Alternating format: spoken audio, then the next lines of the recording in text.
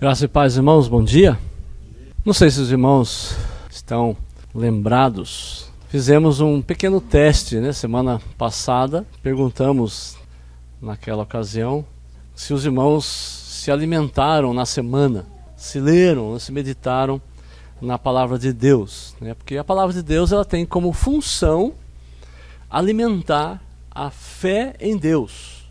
Nós recebemos essa fé do Senhor e a palavra de Deus alimenta essa fé, alimenta a confiança em Deus. Quando você deixa de se alimentar, provavelmente a sua fé também fica fraca. As forças espirituais diminuem.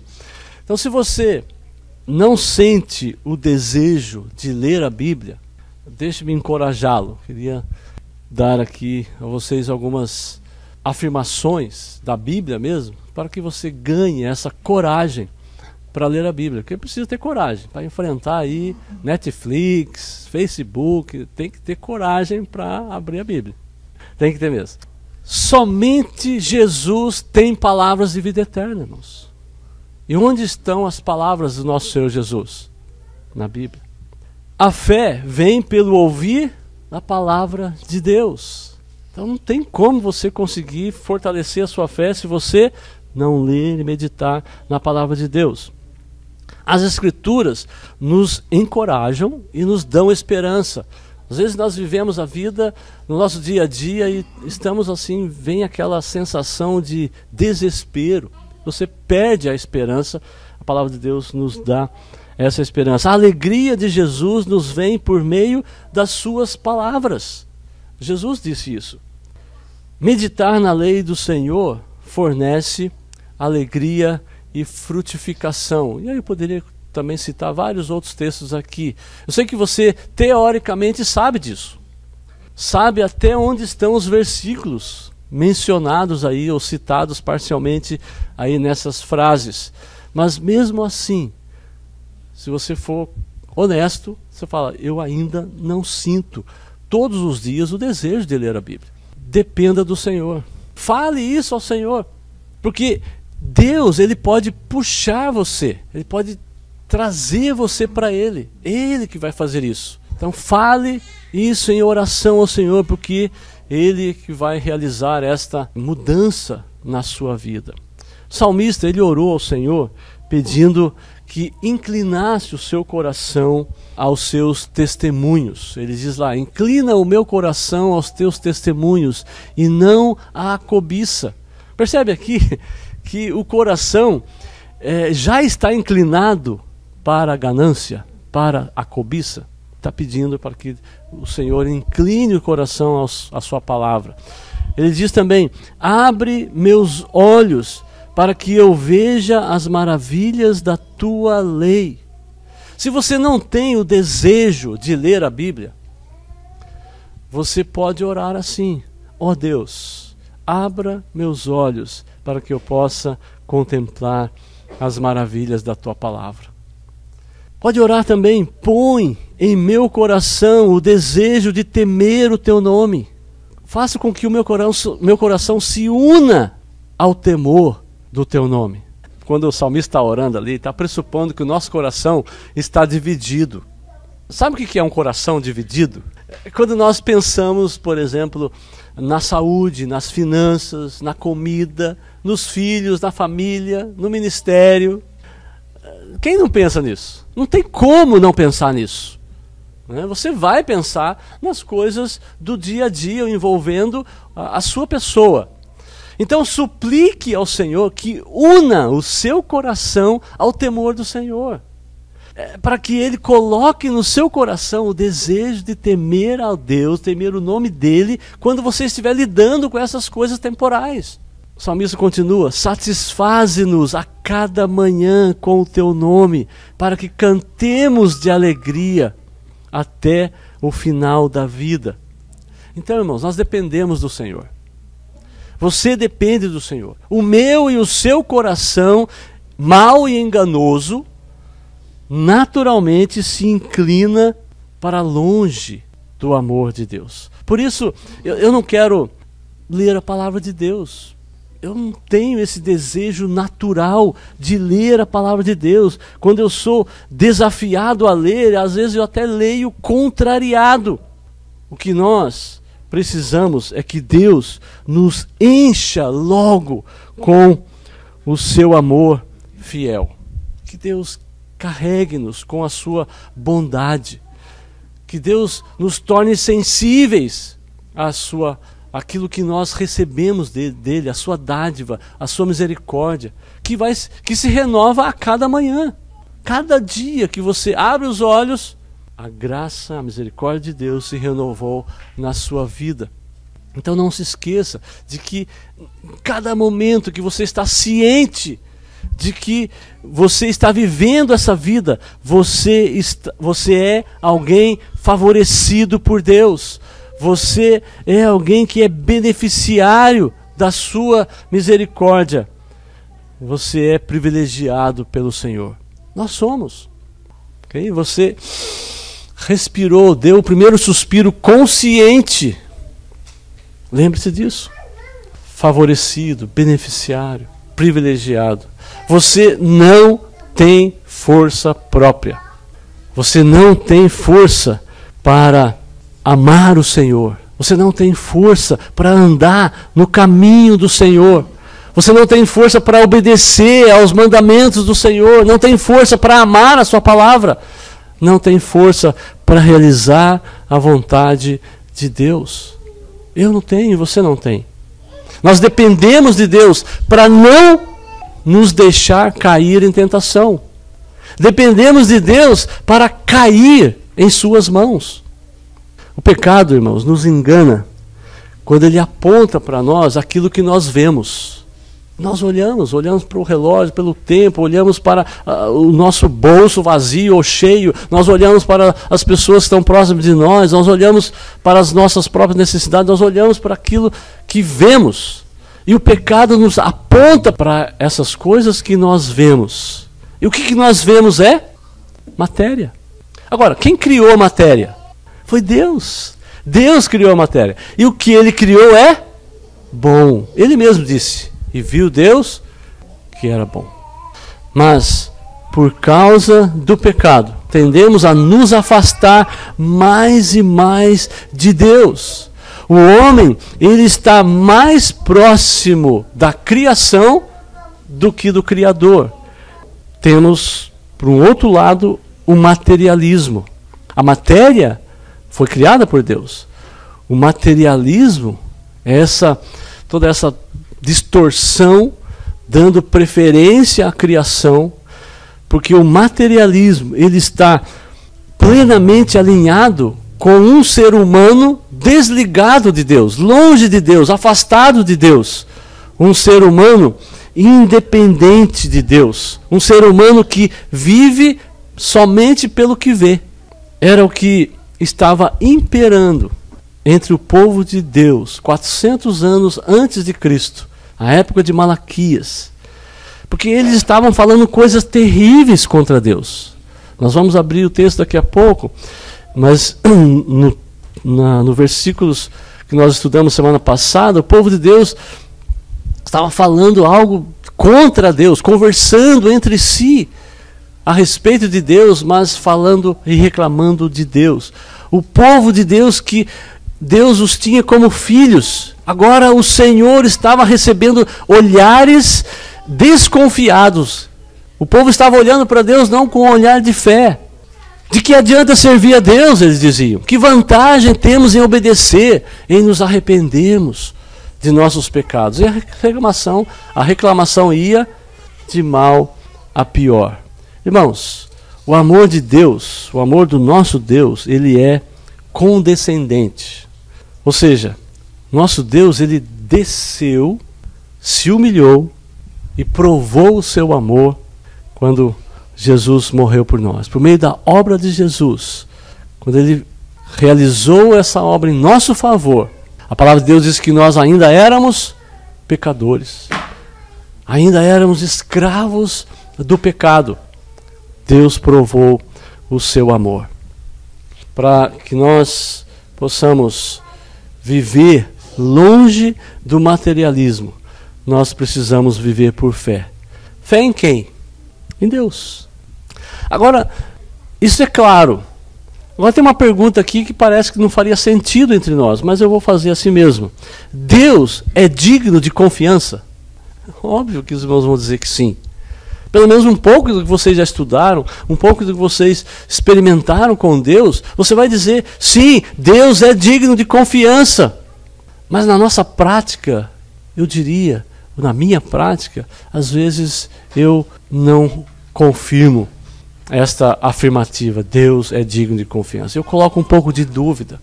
Jonathan Edwards foi um homem que, usado por Deus, também esteve muito ali relacionado com Deus em termos de experimentar toda essa alegria, esse relacionamento com Deus, esse privilégio, mas Deus o levou cedo, até com 50 e poucos anos ele teve uma doença e estava ali no seu leito de morte. Alguns amigos foram lá visitá-lo e estavam ali com ele ali, mas estavam praticamente temerosos, com medo. Será se é medo do que estava acontecendo com eles em geral ou especificamente com Jonathan Edwards? Mas olha o que Jonathan Edwards disse para eles. Foram as últimas palavras que ele disse aos seus amigos ali ao redor da sua cama. Ele diz, confie em Deus e não precisará temer. Ao ouvir um apelo assim, como é que você responde? Como é que você reage? Se um dia você estiver diante de uma situação em que esteja ali demonstrando um certo temor, essa preocupação e essa ansiedade, e algum filho de Deus chega para você e fala, confie em Deus e você não precisará temer. Praticamente está dizendo assim, você não está confiando em Deus. Porque se você confia em Deus, você não precisa temer. Se você está temendo é porque você não confia em Deus. Agora lembra da mensagem de Malaquias? Diz assim, o fiel responde com fidelidade à perseverança diante das repreensões da palavra. Essa é a mensagem que estamos trabalhando. A resposta do crente se transforma em adoração, ou seja, é uma resposta que glorifica ao Senhor. Porque o crente, quando ele glorifica ao Senhor, ele faz conscientemente de que ele não merece nada de Deus. E tudo que tem, qualquer coisa que nós tenhamos, qualquer coisa que eu tenha recebido, qualquer coisa que eu até receberei no futuro, é pela misericórdia do nosso Pai gracioso. Paulo diz aqui em Filipenses 3,3, pois nós que adoramos por meio do Espírito de Deus, somos os verdadeiros circuncidados. Alegramo-nos no que Cristo Jesus fez por nós. Não colocamos nenhuma confiança nos esforços humanos. Mas será que nós colocamos a confiança no Senhor? Plenamente no Senhor? Confiamos ao ponto de dedicar o domingo para adorar ao Senhor no culto público? Para dedicar pelo menos um dia, esse domingo, para adorar ao Senhor na comunhão com os irmãos? Para adorar ao Senhor nas reuniões ministeriais, se forem o caso? Para adorar ao Senhor por meio do descanso, desfrutando o fortalecimento do Senhor, para adorar ao Senhor, nos dedicando ao reino dele. Como eu estou enfatizando com essa série de mensagens, que a nossa confiança em qualquer ato piedoso que nós fizermos, então a minha fé, as ações piedosas que eu possa realizar, o amor de Deus, ou a resposta a esse amor de Deus, o amor de Deus, essa esfera do amor de Deus, deve ser a minha motivação. Então eu vou somente realizar um ato que seja piedoso se eu estiver reagindo e entendendo plenamente o amor de Deus, a graça de Deus, a misericórdia de Deus. E essa graça misericordiosa, ou a misericórdia graciosa, é a capacitação para eu fazer algo. Então, toda a glória a Deus. Então, tanto a fé como as obras devem apontar para o amor, a misericórdia e a graça de Deus. Vamos ler então o texto de Malaquias 3, 16 a 18. Esse texto ele mostra que o Senhor sempre preserva um remanescente. Sempre tem um rebanho que o teme. Um rebanho que vive experimentando a realidade com aprovação. Esse texto aponta para o dia do Senhor. Fala também de um dia escatológico, naquele dia que já está preparado pelo Senhor, quando a sua misericórdia e graça será claramente concretizada. Vamos ver naquele dia Deus demonstrando essa graça e misericórdia sobre os seus. O texto diz o seguinte: então os que temiam o Senhor falavam uns aos outros. O Senhor escutou com atenção o que diziam. Havia um memorial escrito diante dele para os que temem o Senhor e para os que se lembram do seu nome. Eles serão a minha propriedade peculiar. Naquele dia que prepararei, diz o Senhor dos Exércitos, eu os pouparei como um homem poupa seu filho que o serve. Então vocês verão mais uma vez a diferença entre o justo e o ímpio, entre o que serve a Deus e o que não serve. Nosso Deus sempre tem um remanescente fiel. Vamos orar mais uma vez, irmãos. Pai querido, nós suplicamos ao Senhor que o Senhor nos ajude a estarmos dependentes sempre do Senhor, entendendo toda a obra de Cristo na cruz, e que nós estejamos, como cantamos agora há pouco, realmente contemplando o Senhor. Estejamos olhando para tudo aquilo que o Senhor fez, faz e fará graciosamente na nossa vida. Ó Deus, ajuda-nos a responder à Tua graça com fidelidade. Ajuda-nos a compreender a Tua mensagem aqui pela manhã, em nome de Jesus. Amém. Como eu disse, Deus sempre terá aqueles que vão responder fielmente ao seu chamado, porque Deus mesmo vai agir em nossos corações. Aí que nós podemos ver claramente que os que temem ao Senhor não negligenciam o relacionamento pessoal com Deus, não relaxam dentro da realidade com aprovação. Sabe aquela ideia? Deus já está sendo glorificado, nós crescemos, estamos aqui, tal, e Deus está sendo glorificado, eu estou vivendo essa vida, estou experimentando a aprovação de Deus. E aí aquela ideia, o time está ganhando de goleada, então podemos agora segurar o resultado. Assim como o povo que aguardava a vinda do Messias, antes da geração de Malaquias, eles tinham dispostos o coração, para viver segundo o padrão da lei de Deus. Só que o povo não foi perseverante, não foi passando isso para os seus próprios filhos, a sua geração, e gradativamente a adoração a Deus se tornou um ato externo. Mais uma vez, eu estou batendo aqui nessa tecla. Não sei se os irmãos lembram, mas no dia 7 de abril desse ano, nós começamos essa série de Malaquias, pregamos a primeira mensagem panorâmica, Pegamos o capítulo 1, 2 e 3, depois voltamos pegando os pedacinhos de cada capítulo. Hoje estamos aí no capítulo 3, finalzinho do capítulo 3. Foi aqui mesmo, aqui em Taquetonho. Foi aqui que nós iniciamos esta série. Naquele dia nós fizemos uma pergunta, essa pergunta aqui: como se questiona o amor de Deus na prática? E a resposta: quando se coloca na posição de um eleito que é amado por Deus incondicionalmente e se convence de que não precisa fazer nada para responder ao seu amor. Percebe? Essa é a tecla, como disse, que estou batendo. O crente olha para o amor de Deus, sabe que Deus o ama incondicionalmente, mas não responde a esse amor. E a mensagem de Malaquias, que é essa aqui: o fiel responde com fidelidade e perseverança diante das repreensões da palavra, ou seja, diante do chamado de Deus. Deus está chamando um povo que está vivendo uma realidade com reprovação, ou até mesmo com falsificação. Deus está mostrando diante da palavra de Deus que Ele está longe, agora chama: volte-se para mim. E o fiel responde com fé e perseverança. A resposta do fiel não significa apenas fazer declarações fiéis. A resposta do fiel concretiza a fé em obras, sempre apontando para o amor, misericórdia e graça de Deus. Então a pergunta é: como entender e praticar isso?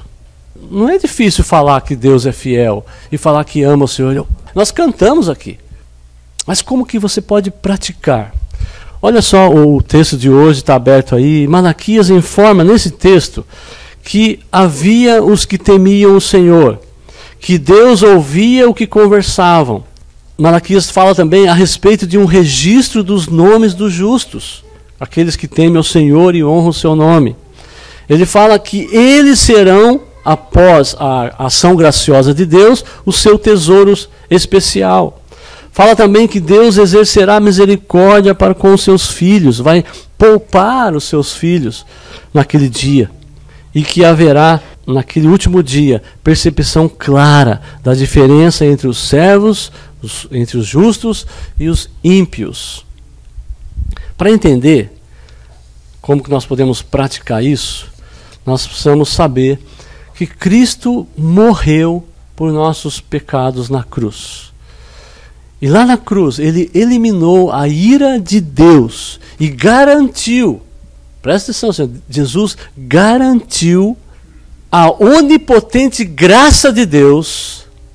Ele garantiu isso, que essa graça de Deus vai trabalhar em tudo para o nosso bem.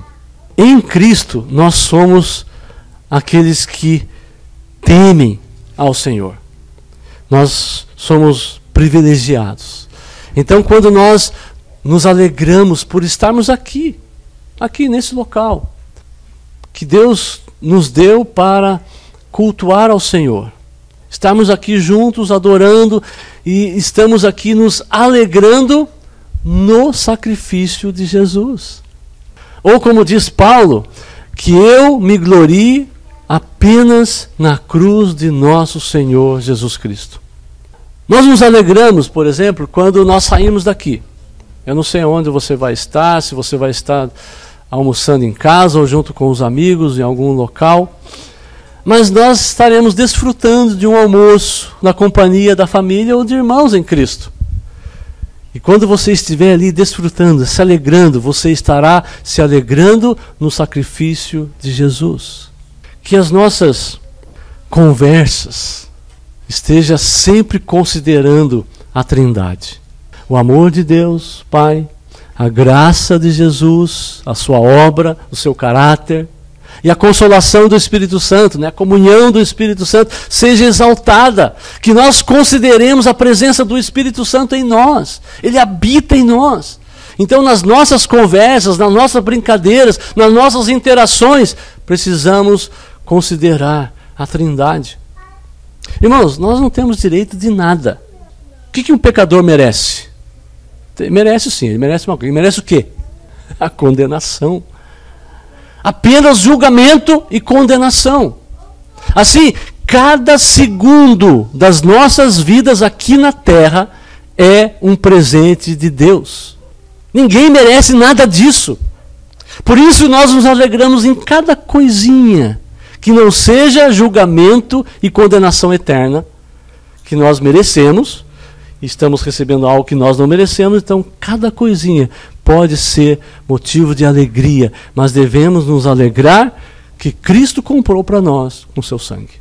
Os nossos nomes estão no registro dos nomes dos justos, porque Deus nos escolheu em Cristo. Como é que um crente ele é autêntico? Aqui está um crente autêntico, quando ele vive temendo, honrando e amando o seu Senhor. Nós somos o tesouro especial de Deus. Ele nos deu tudo em Cristo Jesus. Então cabe a mim, cabe a você, nós temos disciplina e dedicarmos diligentemente às práticas espirituais. Lembre-se sempre disso. Antes de Cristo, antes de você conhecer o Jesus, você estava condenado à perdição eterna, condenado à morte eterna. a separação eterna de Deus.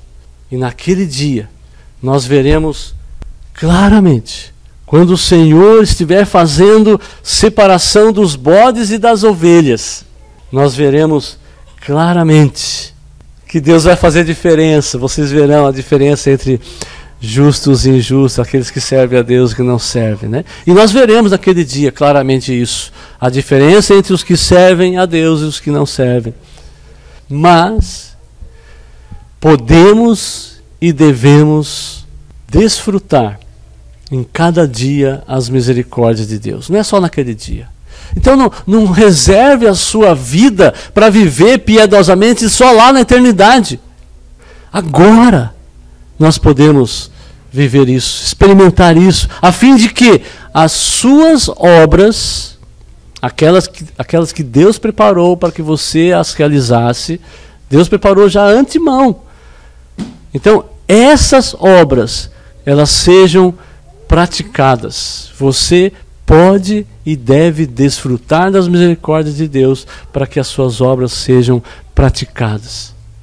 E o que nós encontramos nas Escrituras, e que ainda nos faz ficar ainda mais encorajados, é que as Escrituras dizem para nós que mesmo que você aproveite a graça e misericórdia de Deus para fazer as obras que Ele preparou, e se você realizar essas obras, sabe o que você vai ter ainda? Recompensa. Recompensa. Estava falando hoje no carro, vindo para cá, eu achei interessante uma leitura que eu fiz de Jonathan Edwards, falando sobre isso. E ele fala uma coisa assim, até a Dustra comentou uma frase lá, daí eu peguei e contei essa história. Que aqui, se você tem alguém que é superior, né, tem lá as suas capacitações, enfim, alguém que está lá hierarquicamente superior, então alguém que a gente fala, nossa, a pessoa é espiritual, né? Então você se sente, nós nos sentimos mais baixos e a pessoa mais espiritual, mais alta. Está mais perto de Deus, sei lá, alguma coisa assim. Aqui no mundo, se você tem, por exemplo, na questão financeira também, alguém que somos nós aqui, bem tranquilo, mas tem o pessoal que está soltando dinheiro à vontade aí, o que acontece? A gente fica chupando dedo, né? Você olha e fala assim, poxa, né, de uma certa forma aquela... Mas você olha assim, você tem aquela inveja. Nos céus, haverá aqueles que vão receber mais recompensa do que você. Ou você vai receber mais recompensa do que alguém. Mas haverá inveja. Por que não? Porque vamos ser perfeitos? Isso é uma coisa muito fácil. Mas como é que entender isso? Né? É difícil, porque nós somos invejosos. Mas é interessante que Jonathan Edwards fala um negócio assim, ó. Imagine vasos, né, de tudo quanto é tamanho. Você tem vaso pequeno, vaso grande, né, tem tudo quanto é vaso. Você pega esses vasos todos e joga no mar. Ou joga num lago. Né? O que vai acontecer? Esses vasos vão ficar tudo cheio. Todos os vasos estarão cheios. Então, todos nós estaremos cheios de perfeição, cheios de amor, cheios de alegria. Mas seremos vasos maiores ou menores. Porém, os vasos maiores serão cheios de humildade. Não vão ficar, sou maior. Né? E os vasos menores serão cheios de amor. Não vão ficar chupando o dedo ou com inveja. Ok? É mais ou menos aí. Dá para entender um pouquinho isso, como será naquele dia. Então nós não precisamos esperar aquele dia. Lógico que é difícil viver aqui, o pecado ainda nos faz distantes de Deus. Mas nós podemos praticar as obras aqui, entendendo, desfrutando da graça e misericórdia do Senhor. As obras, irmãos, revelam a fé dos filhos de Deus. Deus deu vida a você. Deus deu vida a todos aqueles que creem no Senhor Jesus, aqueles que nasceram de novo. Mas aqueles que não nasceram de novo ainda, não têm vida. Como é que são as suas obras? Comparada com as pessoas que não têm vida. As suas obras são iguais às pessoas que ainda não têm a vida? As misericórdias e a graça do Senhor estão presentes na vida do pecador já salvo. Aquele que nasceu de novo. Estão presentes, Deus preparou para que você glorifique a Deus por meio dessas obras. Magnifique e exalte o nome de Jesus. Magnifique a obra de Jesus na cruz. Agora, para o incrédulo, ele ainda não tem a vida. O que existe para ele? O que existia para você antes de Jesus? Qual era o que você merecia? Apenas julgamento, condenação. Para aquele que ainda não crê, existe apenas julgamento e condenação. Agora, o que tem sido bom para eles, ainda aqui na terra, todas essas bênçãos que nós olhamos e até sentimos inveja, essas coisas boas que eles estão desfrutando aqui na terra, ainda é fruto da paciência e misericórdia de Deus por um período de tempo. Agora, se eles continuarem desprezando Deus, então toda a misericórdia, todos os presentes, todas as dádivas que eles receberam, servirão simplesmente para intensificar o julgamento. É preciso que reconheçam. Então, tanto eles precisam reconhecer e se humilhar diante de Deus, como nós também precisamos reconhecer que não somos merecedores de nada. Então, toda alegria, todo bem, todo presente, cada segundo da nossa vida neste mundo é um presente comprado pelo sangue de Jesus. Se você se gloria, se você se alegra, se você se gaba, se glorie, se alegre, se gabe no Senhor Jesus, e este crucificado. Um dos grandes problemas que nós temos é a dificuldade de nos firmarmos mais e mais no Senhor. Nós aprendemos a sua palavra, gostamos do que aprendemos, mas não colocamos na nossa alma. Nós não exercitamos o suficiente para que os músculos espirituais se desenvolvam com a palavra de Deus. Nós precisamos ter disciplina. Esse é um grande problema que nós temos, porque as disciplinas espirituais, elas são para que a palavra de Deus, que nós lemos e meditamos, entre na nossa alma e faça parte da nossa vida espiritual, desses músculos espirituais se desenvolvendo. Deixa eu dar um exemplo na palavra de Deus, no episódio do povo de Judá. Josafá, ele foi o 5º rei depois de Davi. Ele foi um rei que reinou 25 anos em Judá, lá em Jerusalém, e ele fez o que o Senhor aprova. Andou nos caminhos de seu pai Asa. Isso está escrito lá em 2 Crônicas 20, versículo 31 e 32. Só que no versículo 33, olha o que diz. Contudo, não acabou com os altares idólatras, e o povo ainda não havia firmado o coração no Deus dos seus antepassados.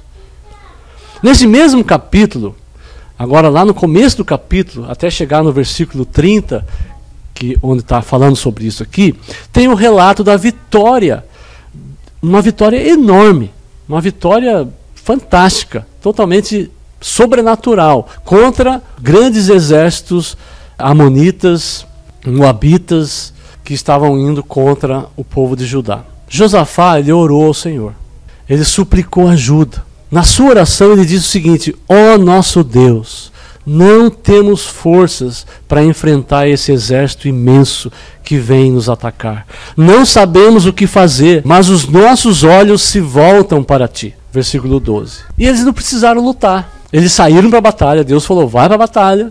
E eles foram lá para o deserto de Tecoa. O rei disse para o povo que ficou, né, falou, tenham fé no Senhor, o seu Deus, e vocês serão sustentados. E Josafá saiu, foi junto com o exército, e os exércitos amonitas, moabitas e os dos montes de Seir começaram a se atacar mutuamente. E eles se mataram. Um matando o outro, não sei o que Deus fez exatamente com eles, mas eles se confundiram lá e mataram um ao outro. E o exército de Judá e de Benjamim saquearam os cadáveres. Só chegou lá, só estava o cadáver. E saquearam os cadáveres por 3 dias. No 4º dia tiveram que parar, meio que já estava cheirando mal. Mas pararam porque o texto diz que havia mais do que eles eram capazes de levar. Não dava para carregar mais. O versículo 29 diz o seguinte: o temor do Senhor veio sobre todas as nações, quando souberam como o Senhor havia lutado contra os inimigos de Israel. E o reino de Josafá manteve-se em paz, pois o seu Deus lhe concedeu paz em todas as suas fronteiras. Percebe aqui que Deus deu paz para eles, porque as nações viram o que foi feito e ficaram temerosos, viram que foi Deus que fez isso. E eles falaram, olha, Deus, o Deus deles é poderoso. E viveram ali, nem pensaram em atacar, ajudar de forma alguma. Mesmo assim, depois dessa vitória miraculosa, as nações temeram o Senhor. Mesmo assim, o povo ainda não havia firmado o coração no Deus dos seus antepassados. Mesmo presenciando a obra de Deus em favor do povo, mesmo havendo o reconhecimento das nações ao redor, a ponto de não haver guerra por vários anos, o povo ainda continuou a sacrificar nos altares idólatras. Porque o povo ainda não havia firmado o coração no Deus dos seus antepassados. Percebe o perigo aqui, irmãos?